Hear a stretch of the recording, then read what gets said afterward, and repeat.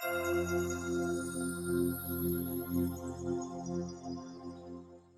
everyone, Kareem Rae here, and today I have Daniele Proch on with us. Daniele, how's it going? Hey man, what's going on? All good. Thanks for having me on. Yeah, thanks for joining us today. Did I pronounce your first and last name properly? Yeah. Half of it. It's Daniele Proch with a P, but that's fine, man. Most people got it wrong the first time. Got it. I'm from Canada, that's why I don't have the Italian. Okay. You're good. You're good. Don't worry. But yeah, can you please introduce yourself to the viewers? Yeah, absolutely. I'm Daniele Proch. I'm 25 years old. I'm currently playing soccer in Italy, in Veneto, which is the Italian region where Verona is. I spent after college. I went to college. I graduated from Duke University, and then went on to play for USL Championship team North Carolina FC in 2020. And then, because of COVID and a few other things, I came back home and signed first for a club here near Verona. And now I'm playing for a club called Delta Porto Tolle, which is let's say 30, 45 minutes south of Venice. Got it. So you're back. So you were in the US, you're back in Italy. Can you paint a picture for the viewers that never been to Italy before? What's Italy like? You mean like Italian soccer, or what's Italy in general? Italy in general, and then Italian football. Yeah. Okay. Yeah, Italy. Obviously, there was a lot that was missing from Italy because I had spent 5 years in the U.S. The tradition, the culture, the food. Obviously, that was something that I was really missing. And in terms of Italian football, it's slightly different from U.S. football. The way it's lived. I would say there's more passionate for how it's lived. Maybe there's still less organization in terms of fields, facilities, and that kind of stuff. So obviously, like anything else, there's pros and cons.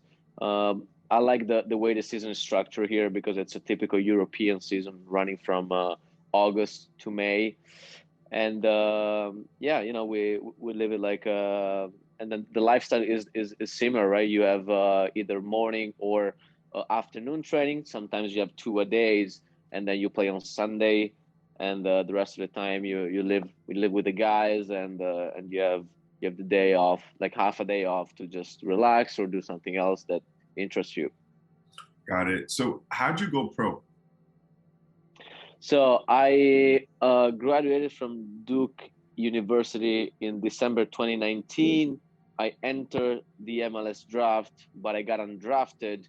And then I started to look around for pro opportunities in the US. And after a few tryouts, I was lucky enough that NCFC offered me a deal because Coach Dave Saraken, I had trained with them in the summer, and he liked me, and they presented me with a contract offer. I signed with them. It was a coincidence that I was also close to where I played college soccer, right? Because I was just 30 minutes from Raleigh. And that was my first pro contract, and that was 2020. Obviously, the season was, let's say, ruined by COVID, because instead of a 9-month season, we played 2.5 months with games really close to one another, a lot of traveling, no time to recover. COVID was in the way, so I also had to quarantine during that time, even though I luckily didn't catch the virus. But yeah, that was my first experience as a pro. Got it. So I want to dive a little bit deeper so the viewers that are watching understand how the process went, right? So you're from Italy. You went to Duke University in the United States. Why Duke University, and how did you get into Duke? Okay, so I first so from Italy, I first went to a Division 2 school called Catawba College in North Carolina, and I played really well my freshman year. Got Freshman of the Year awards, a lot of goals and assists, and I got noticed from a few Division 1 schools. And Duke was the most enthusiastic about me as a player, as a person. And I went over to Duke University for a weekend. I trained during the winter camps, And then the coaches got me in a room. They said they really liked me, and they were ready to offer me a scholarship for the rest of my college career. And obviously, Duke being Duke, I couldn't turn that down. I accepted it, and so my in the summer between my freshman and sophomore year, I transferred to Duke. I went there in the summer just to start getting ready physically for the jump in terms of division, right? Because Division 1 college, I believe, is much more challenging from a conditioning standpoint. And then from there, I played 3 years. My sophomore year, I did all right, but then I scored double-digit goals both my junior and senior year. That's why I was so pumped, right? For the draft, I went to a few combines. I thought I was gonna get drafted. Being international didn't help me with that because it's much more challenging for international players to get drafted. That was obviously a blow for me not getting drafted, but I tried to pick my head up right away and start in a different way. And like I said before, I was able to join NCFC from there. Got it. And the MLS draft is an amazing experience that very few footballers get to experience. You got to be at the top of the top in the US to even get that chance. So that's amazing. Salute to you to have that experience. So you from the MLS draft, you went into the sorry. So from the MLS draft, you went into the USL League. The USL Championship, which is the second tier, right below the MLS. Nice. So how did that opportunity come about? Did the club come to you? Did you go to a tryout? How did that come about? So I had trained the summer before with NCFC for about a week/10 days because I was I wanted to start getting my name around, right? The pro teams in the US. And I think that I made a good impression to the coaching staff. So when January came, so the draft happened, didn't get drafted. I started to look around for USL Championship opportunities, and I had a few tryouts. One team on the West Coast, and then on the East Coast, NCFC. And NCFC was, I went there. I think it was a weekend of tryouts. We did a lot of games, small-sided games, then bigger field games, and then the last day we did a full 11v11 game, and alongside a few technical drills just for coaches to evaluate your level. And eventually after that 11v11 game, they all get you in the locker room and they say, listen guys, we're gonna call you one by one to tell you, okay, either thanks for coming but we're not interested in you at this time, or okay, we saw you, we like you, and we would like to discuss having you on as a player on our roster. And and that's what happened with me. And I took a few days to just think about it, evaluate my options, and that was definitely the best option I had. And so I started the journey with them. I think I signed the first days of February, and then I joined the team. And it was helpful that I already knew some of the guys from my summer training from the summer before. So the integration process, the adaptation was kind of easy. It helped me a lot. Got it. Nice. Yeah, the immigration is always sometimes maybe a problem if the team's not helping, so on and so forth. So that's great that it was pretty seamless for you. Now, how, not a lot of players, again, get to experience this. There's 230 million players around the world that play football at different levels, but there's only 130,000 pro players, according to FIFA's 2019 report. This is back in 2019. Maybe the numbers increased, I don't know. But that's not even 1%, and you're a part of that, right? So how did it feel to sign your first pro contract? Oh man, it was the dream of a lifetime, because I had always imagined that in my head. I always envisioned that kind of moment in my head, and it felt like it was never gonna come, right? Because when I was 18 in Italy, I played for a professional academy. Every summer, I thought it was going to be the summer where I signed pro. And that didn't happen because they would, send me on loan or just tell me, okay, let's wait another year for you to develop, to grow, to mature as a player. and then every summer was this kind of the same process happening. So I went to college, and then when I was in college, I figured that I had to wait 3 or 4 years to graduate before that moment would come. And then eventually, when I was presented with that contract, took a big breath, a deep breath, and I said, okay, uh, finally, this is the time that I've been dreaming for. This is the moment I've been dreaming for my whole life, right? Since I started playing soccer when I was 3 years old, and I would tell my family I want to play professional. I want to be among the greats, right? Like watching the footballers on TV. So definitely felt satisfying, and at the same time, it just gives you even more motivation to just keep going. Just don't settle down. Don't just sit on what you have right now, but just keep pushing. Just try to see where you can get. How far can you go with this? And this is a motivation that I just keep with me, with myself every day that I wake up and go to training. That's amazing. What things changed once you signed your first pro contract? What things changed there? Yeah.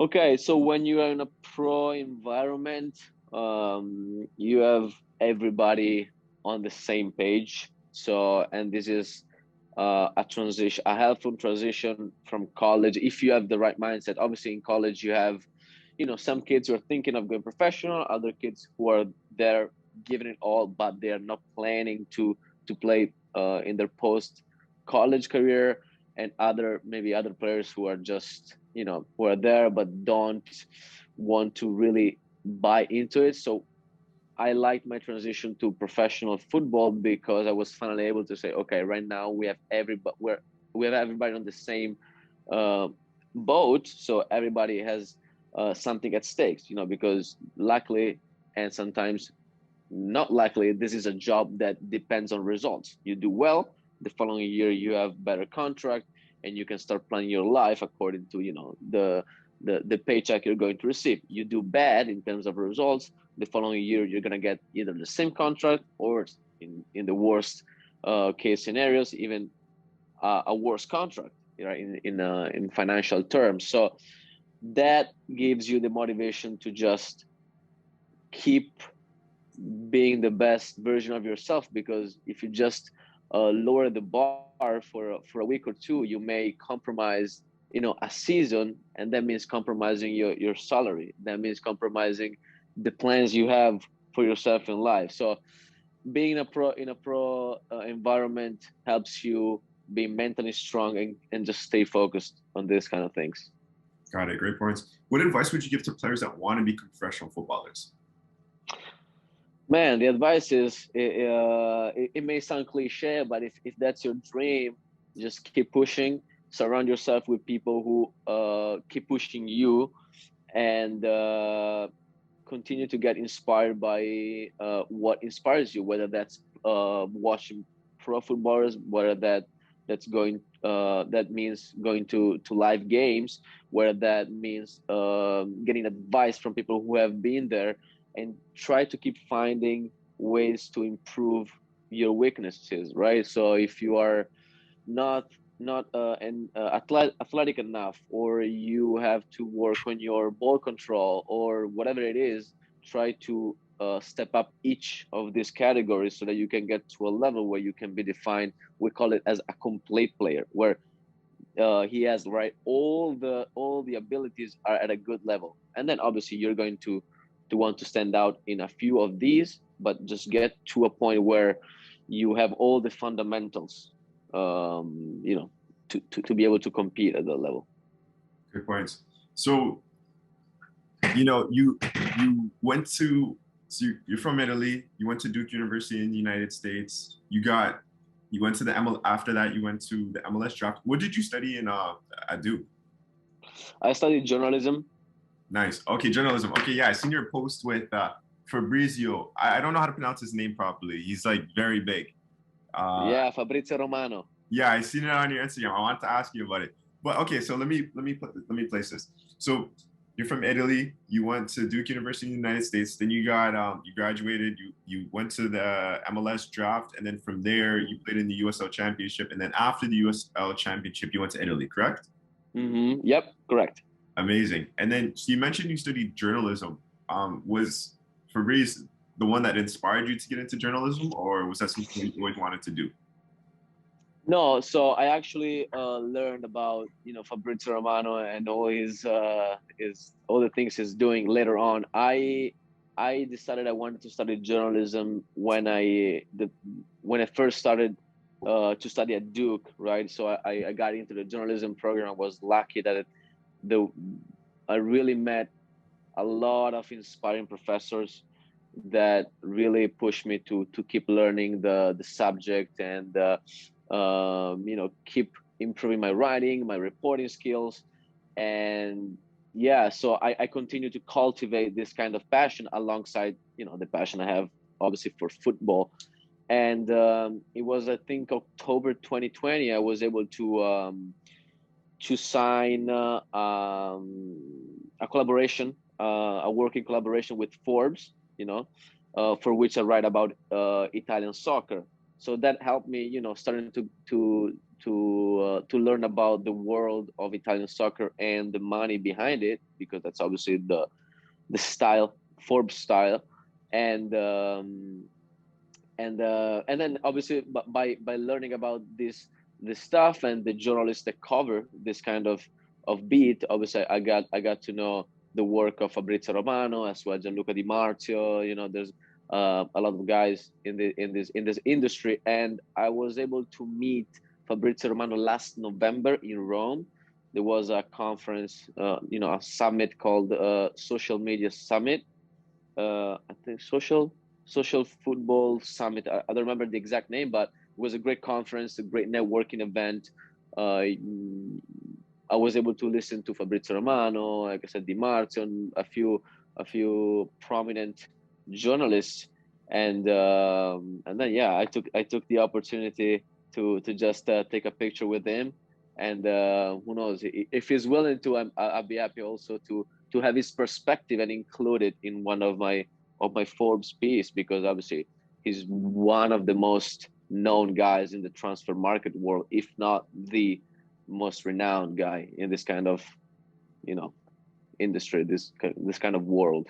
Yeah, it's pretty interesting because I've watched one of his interviews a couple of days ago, okay? And it was just talking about the transfer market. It's a huge thing in the football world.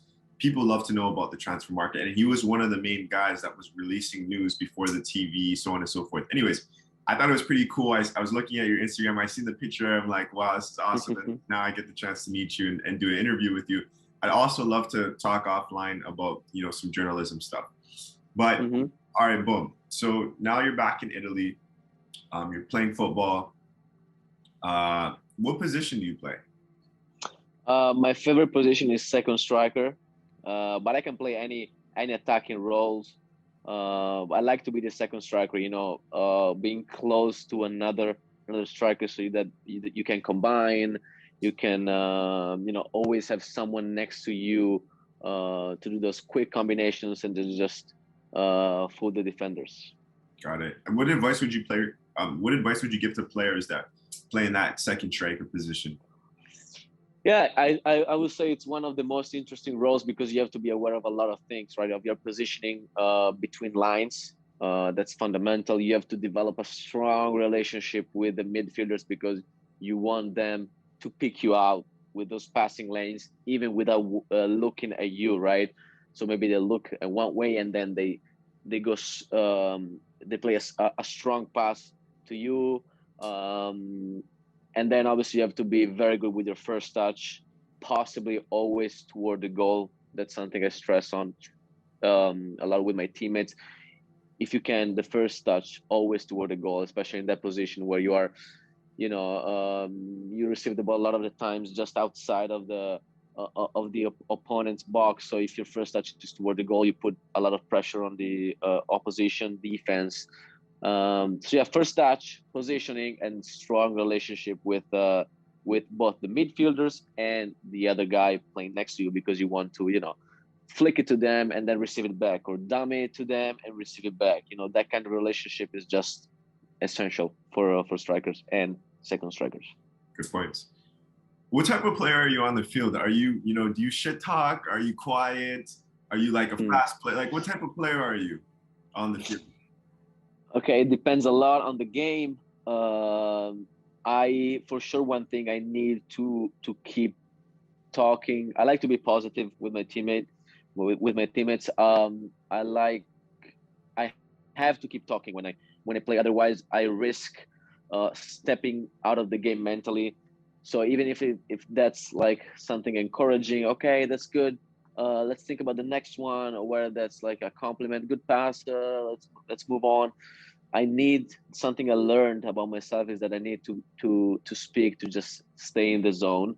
If I'm quiet, there's something usually wrong about my game, and that's when I try to just wake up my brain. So usually I'm vocal and I say positive things. Obviously, not all games are the same.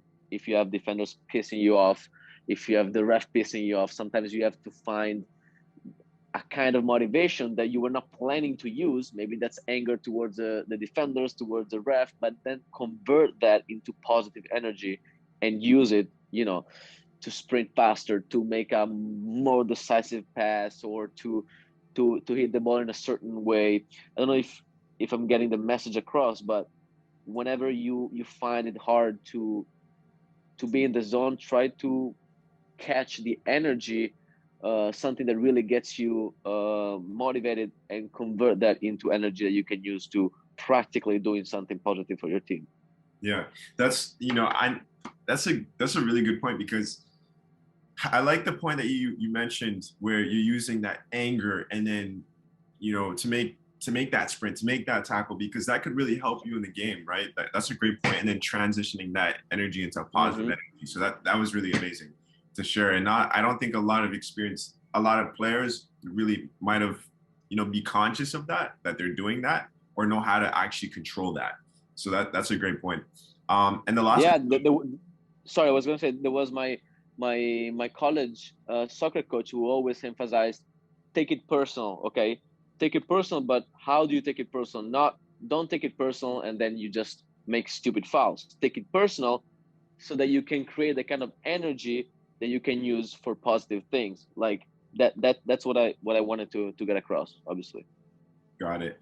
And the last question, we're coming up here 5 minutes. I love this interview. Was a really good interview. I'm sorry because I have another call, but last question. You're good. What's your most memorable football moment in your life?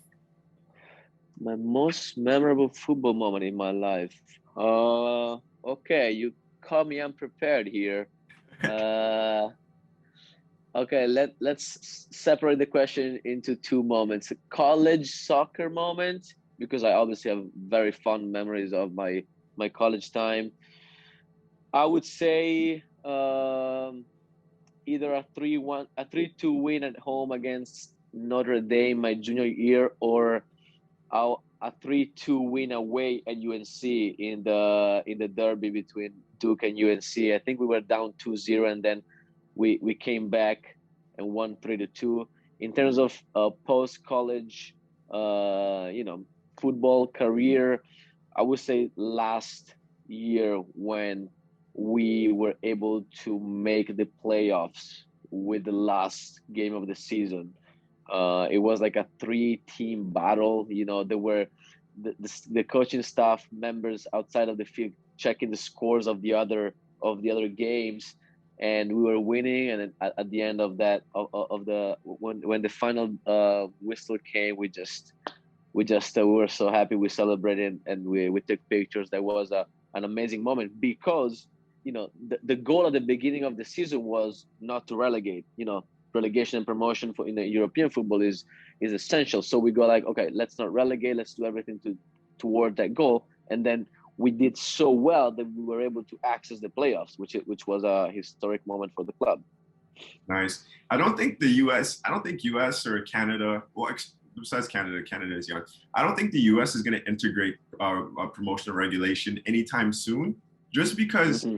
what they've been doing is working financially for them.